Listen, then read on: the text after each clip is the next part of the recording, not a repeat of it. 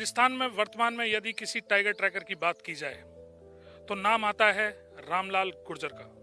रणथंभौर बाघ परियोजना के द्वितीय फेज मतलब सेकंड फेज में करौली रेंज के सपोट्रा के ऐनिया की रेंज से लेकर अब घंटेश्वर तक और खो से लेकर करणपुर तक अगर हम बात करते हैं करौली की चारों रेंज की, तो वहां पर विचरण करने वाले बाघों की जानकारी, उनके बिहेवियर के बारे में जो समझते हैं वो है रामलाल गुर्जर।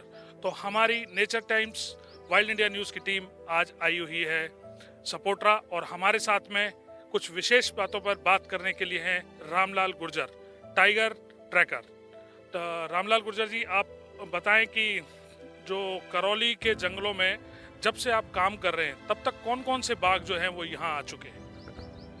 मेरी ड्यूटी वैसे डेली बेसिस से मैंने इसमें कदम बढ़ाया वन विभाग में, तो सन 1988 से 1490 से हम चलो स्थायी मान लिए। लेकिन हमारे यहाँ इसके पहले रेंज सपोट्रा से ही के नाम से ही जंगल करणपुर का हुआ करता था।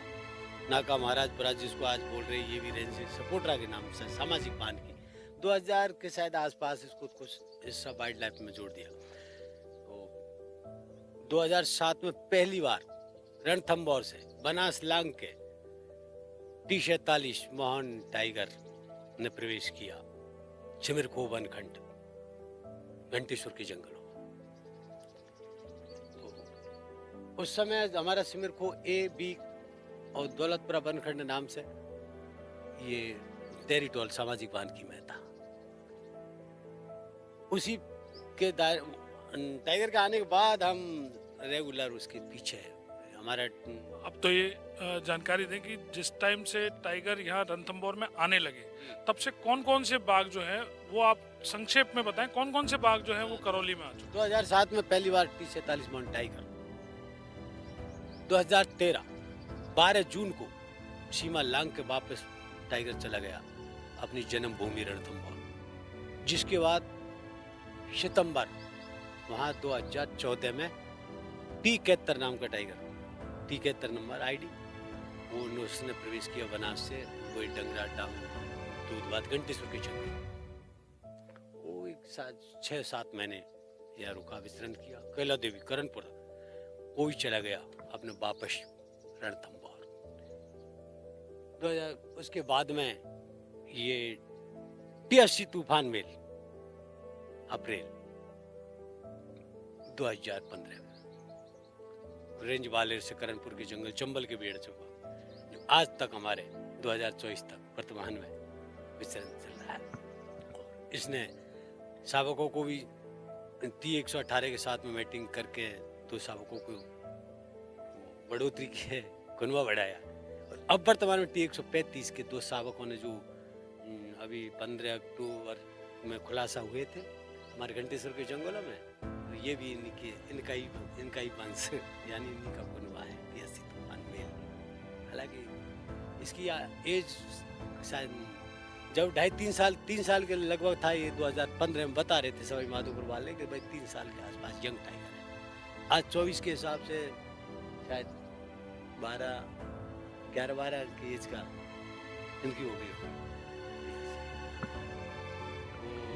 2016-17 के बाद में एक T89 धूड़िया भी आया, लेकिन वो 1-2 महीने टिक के वापस अपने चले गए। तो जिसके T सुल्तान, जिसकी वो रणथंभौर में शायद फिल्म पिक्चर भी कुछ T72 सॉरी सुल्तान उसी का नाम था। तो ये भी हमारे अगस्त के महीने में 2015 में ही इसने प्रवेश किया है घंटेश्वर के जंगल, जो हमारे 2020-21 तक इसने भी T92 के साथ में रह करके और अपने T117 और T118 नाम की 2 फीमेल शावकों को जन्म दिया। वर्तमान में T117 जो अब मंडराल के जंगलों को छोड़कर और अपने 3 शावकों को जन्म दिया, जो सरमुत्रा वितरण कर रहे हैं T116 के साथ। आपके लिए कहा जाता है यदि बाघों की ट्रैकिंग करनी है तो रामलाल गुर्जर दिन या रात या नदी या नाले कुछ भी नहीं देखते हैं। तो एक बार हमारे दर्शकों को अपनी कार्यशैली के रूप में बताएं कि किस तरीके से ये आप कर लेते हैं। ये अपनी मेरे अब ये अपनी रुचि के ऊपर। मेरे पे एक बार जब तक मैं सुबह से शाम तक बीच में जंगल नहीं जा पाता हूँ, मेरा मन नहीं रुकता है। ट्रैप कैमरे को और कोई इनको सेटिंग करना, ये एक अनुभव होता है। ऊंचा नीचा फ्लैट मैन ट्रैक और ट्रैकर नाम ट्रैकिंग सभी का हमारा स्टाफ कर रहा है और अच्छी रुचि से ठीक मानते करते, लेकिन अनुभव के बिना अधूरे रह जाते हैं। तो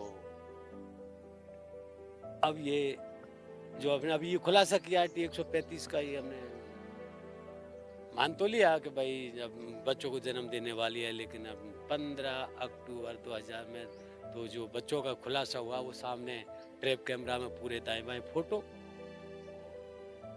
साइटिंग करीबन 8 हाथ का मतलब होता है शायद 12 फीट की दूरी तक से भी साइटिंग हो चुकी थी। अब ये इतना अनमोल, ऐसा दुर्लभ, हालांकि ठीक है वो जान को कुछ भी खतरा था, लेकिन हम बच गए तो हमें तो बहुत अच्छा माना कि भाई ऐसी साइटिंग कभी शायद हुए या नहीं हुए भविष्य में बच्चों के साथ। अच्छा, कैला देवी वन्य अभ्यारण्य में रणथंभौर से कई बाघ पहले यहाँ पे आ चुके हैं, जैसे कि अगर हम जिनमें से T-47 जिसको कि मोहन कहते हैं, और T-72 जिसको सुल्तान का नाम दिया गया था, T-80 उसको तूफान कहा गया था। तो इस तरीके से वहीं तूफान को जो है सबसे ज़्यादा तेज चलने के लिए उसका नाम जो है तूफान पड़ गया। तो हालांकि मोहन और सुल्तान जो है वो अब नहीं रहे, फिर भी इन बाघों की क्या विशेषताएं थी, इनके बारे में बताएं। एक तो T-47 ने तो पूरा नाम कमाया है कि धौलपुर, जिला धौलपुर यानी राजस्थान का बॉर्डर, राजाखेड़ा तहसील। इधर वो चंबल लांगने का बड़ा शौक था MP, कई बार चंबल सीमा लांगी है। और एक बार रघुनाथपुर नहर के पास में, बोमपुरा के पास में एक सुबह हो गया, एक अरहर के खेत में छिप गया, तो वहाँ एक आदमी पर अटैक भी किया, लेकिन वो कंबल ओढ़ के बैठा है। तो फिर भी एक बार उसने अटैक किया, हाँ किया, तो उसने छोड़ भी दिया, हल्का दबाया, बच गई। वापस सीमा लांग के वापस, कई बार सीमा की ये खासियत थी, लेकिन आना यहीं था लौट के। और T-47 नहीं ज़्यादा अपना मोहन टाइगर जिसपे कुछ लोगों ने भी अपना नाम, जैसे हमारे कुछ ऐसे व्यक्तिगत नामों ने भी अपना नाम रख लिया लोगों ने कि कौन पधारेगा मोहन टाइगर। राजनीतिक नेताओं ने भी ऐसा अपना थोड़ा नाम डाल लिया, लोग कहने लगे बोल मोहन टाइगर पधार रहे हैं इतना। और सुल्तान तो हमारा, सुल्तान ने भी सीमा अपने गंगापुर पूरा सपोटरा तहसील क्षेत्र की सीमा में पूरे में विचरण किया है। और सीमा शायद MP की सीमा सुल्तान ने नहीं लांगी है, TSC तूफान ने कई बार सीमा को लांगा और वापस आया है।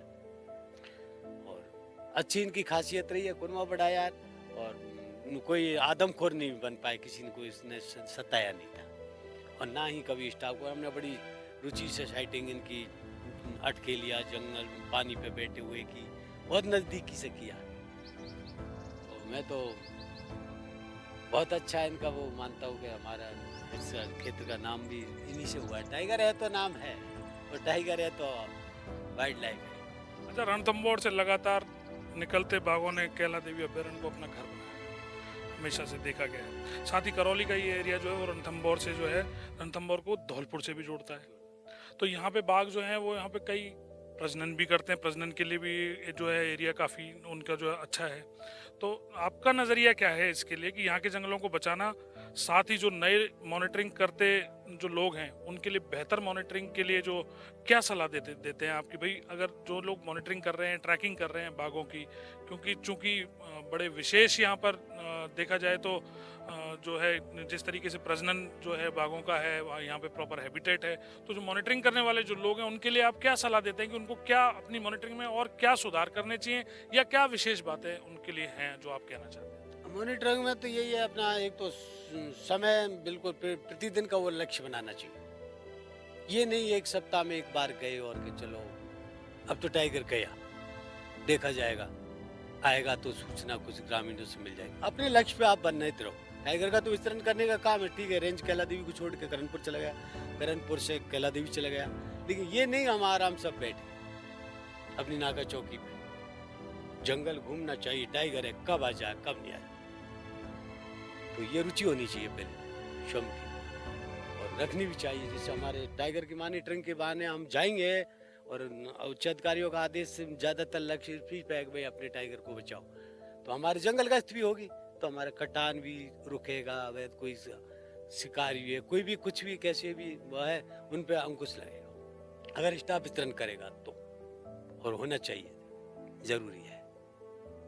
यही कहना मेरा। तो मेरे नए स्टाफ साथी भाइयों को भी मैं साथ ले रहा हूँ और उनको ट्रैक पे चलना, ये टाइगर का जो मेन ट्रैक है भाई इस पे आएगा, इधर से इधर ऐसे जाएगा, और शिकार के लिए भी कौन सी जगह क्या है इनका, तो सारी कुछ जो जितना अनुभव है हमारा वो दे रहे हैं। रुचि रखनी चाहिए सभी स्टाफ को, नए वालों को भी आगे भविष्य में। हमारा तो अब ठीक है होना है, हमारे बाद ये हुआ कि रामलाल रिटायरमेंट होगा, रामलाल के बाद कोई टाइगर टैकर रहेगा नहीं, बढ़ेंगे इनमें से बढ़ेंगे। हमारे दो मंडल में अच्छा काम है, इनमें भी रुचि ले रहे हैं। और हमारे DCF साहब का पहले तो हमारे अधिकारी के ऊपर है, जैसे आज हमारे वर्तमान DCF साहब है, वो बहुत पुराने आदमी है, और हमारे इस क्षेत्र में सपोटरा रेंज जंगलों में पहले रेंजर सब पद पे भी रह गए, तो पूरा जंगल का अनुभव है, हमें इतना बताने की उनको पूछने की आवश्यकता भी कम है, तो इससे बहुत प्रभाव पड़ता है। धन्यवाद। तो ये थे हमारे साथ में टाइगर ट्रैकर, जो कि राजस्थान के बड़े फेमस टाइगर ट्रैकर हैं, रामलाल गुर्जर। तो इसी के साथ हम विदा लेते हैं, और इसी तरीके से आप हमारे channel nature times wild India news के साथ हमेशा बने रहिए, और इस तरीके की इंटरेस्टिंग वाइल्ड लाइफ स्टोरी के लिए हमेशा जुड़े रहिए और देखते रहिए वाइल्ड इंडिया न्यूज़। धन्यवाद।